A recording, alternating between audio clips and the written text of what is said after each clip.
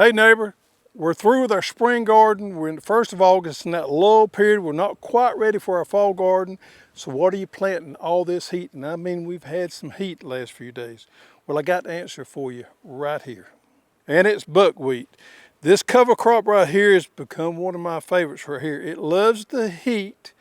It grows quick. We planted this right here 4 or 5 weeks ago. You can see in the video right here. And this stuff grows off quick. It helps shades off some of our weeds, adds some organic matter. It's easy to get rid of, easy to work back into our soil. It doesn't have very big stems here, so you can mow it and work it back in. Best thing is 4 or 5 weeks we have all these blooms out here. Now I wish you could just hear all the buzzing that's going on out here. We've got thousands of pollinators out here. We got native pollinators like I've never seen before. We've got bumblebees, we got honeybees, and as I look around and see them, they just loaded up with pollen. They're happy, they're working this buckwheat, so everything is great. Today, we're gonna plant some more of this using a new product that we got that I've not showed anybody. You're gonna be able to see it first.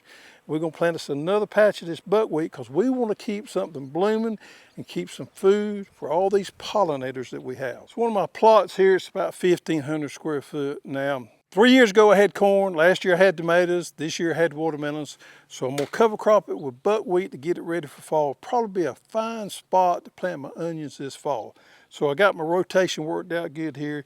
So we're gonna plant some buckwheat out here today, but we're gonna do it a little different using a new hopper for our Hoss garden cedar. Well, this is our new drill hopper attachment for the Hoss garden cedar. And yet it's just a difference in the hopper and the mechanism there. So all you gotta do is change the hopper. This is a prototype here. It's a working prototype, but you're seeing it for the first time today. And this right here will plant any seeds. I'm gonna show you how it works. This is not the finished product. We hope to have the finished product in the market within the next 4 weeks. We're real close on it. But I think you'll get a great idea of what a benefit this drill hopper is for planting raw carrot seeds in any kind of cover crop. If you'll look right here, I'm gonna spin the back wheel and you'll see these buckwheat seeds coming out there. See them? So what this thing, it has a gate on there. Now this particular hopper don't have seed plates, but it's got an agitator in there.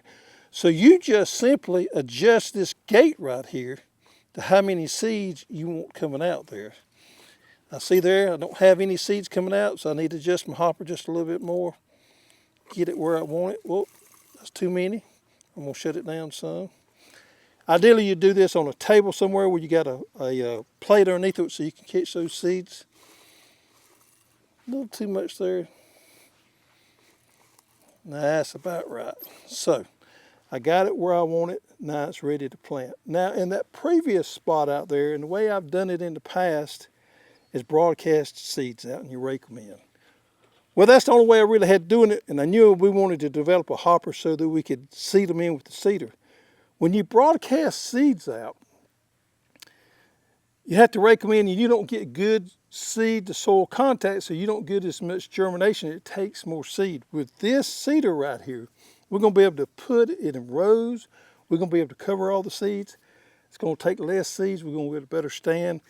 It's just gonna work a lot better. We're excited about this right here. We're gonna show you how we're gonna seed this plot today.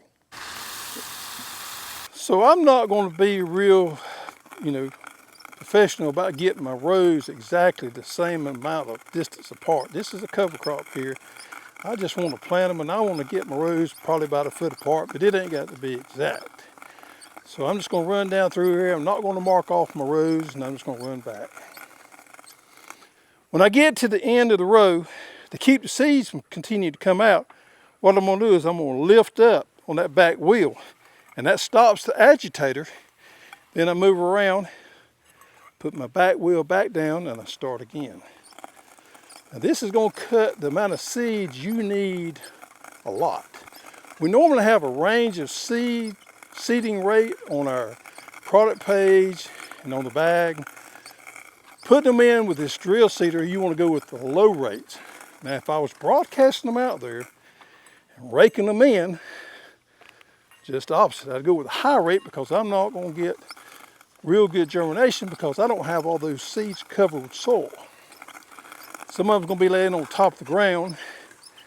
And I'm not going to get real good, you know, seed soil contact, so all of them's not going to come up.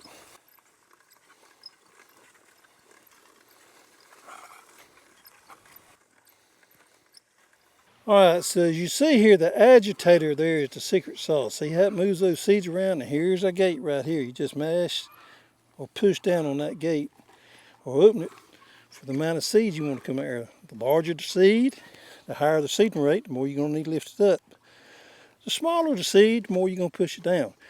But you know what the great thing is this thing will drill any seeds. Unlike our plate seeder, our precision seeder, this one right here will do flower seeds, lettuce seeds, zinnia seeds, flower seeds, all those unusual and problematic seeds we've had in the past.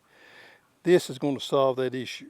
Now, buckwheat's not the only one you can use. I got another plot over here, the same situation there that we got it worked up. We need a cover crop on it for a few weeks, and I'm going to plant zinnias there later today. I'm going to use our Hall's garden seeder with that new drill hopper on there to do that. Zinnias are going to be pretty, pollinators are going to love them, and we're going to have some organic matter to work back into the soil.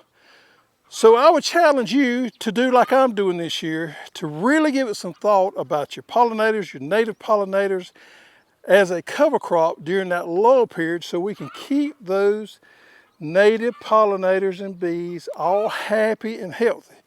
Because the older I get, the more I garden, I realize just the importance of them right there. While honeybees are great, having these native pollinators and a good bumblebee pollination, I think is going to be sustainable going forward for years to help us to be able to grow bigger and better gardens.